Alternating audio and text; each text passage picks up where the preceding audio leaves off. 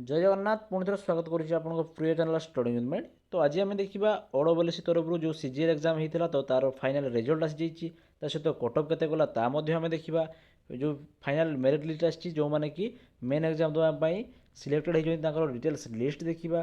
तो भिडियोटी को सब आरंभ शेष पर्यटन देखूँ कि स्पीड बढ़े देखूँ बट फुलटा देखूँ सो दैट कौन अच्छी नोटिफिकेशन आपने देखिपारे। ओके तो डेरी नक स्टार्ट करिया वीडियो।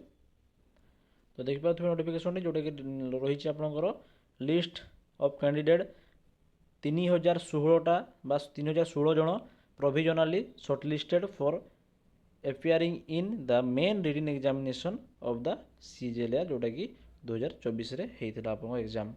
तो देखु जो मैंने सिलेक्शन होती रोल नंबर दिखाई सहित कौ कैटेगरी सी मेंशन कर देइछंती। मु मेंशन आपको देखई दूची आपण मैंने वीडियो स्लो करके देखने कहीं सब गुड़ाक आपने जानीपारे कौ रोचे सहित पीडीएफटा प्रोवाइड करदेवी डिस्क्रिप्शन में टेलीग्राम लिंक दिखाई जॉइन करके आपने डाउनलोड करके देखिपारे। ओके 3000 जन सिलेक्शन हो 3016 जन। ओके आपण मैंने काइंडली वीडियोटी को देखूँ सहित कटअपटा मुझे डिस्कस करी आपको शेष में जो कटअप केते जाइए देखिपे यही सब रही आपर जो मैंने सिलेक्शन होती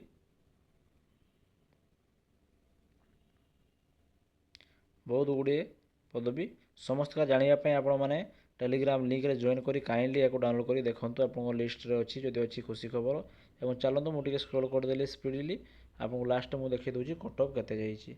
तो काइंडली देखूँ जोटा कटअप सेक्शन को आम आसिले जेनराल मानकर बा यूआर मानकर जोटा कि मेल मानकर जाइए 100.75 माने 101 भावी नियंतु आपनकर 101।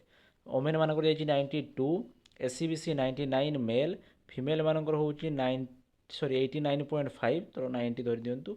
एससी मानकर 79.75 एससी ओमेन मानकर 71 ST 63.75 ST women 59 ex service man 55.5 sorry 75.5 then आ जो रहा हूँ हैंडिकैप मान बहुत कम जाइए कटअप आप देखिपे काइंडली। तो ये थिला इनफॉरमेशन कटअप केते जाउची कौन गला तो सही हिसाब से आप मेन एग्जाम में प्रिपरेशन हूँ जो मानकर सिलेक्शन हो काइंडली कमेंट कर जनातु आम मानक और किए केते स्कोर रखी थे आमको कमेंट माध्यम मेंशन करूँ। धन्यवाद। जय जगन्नाथ।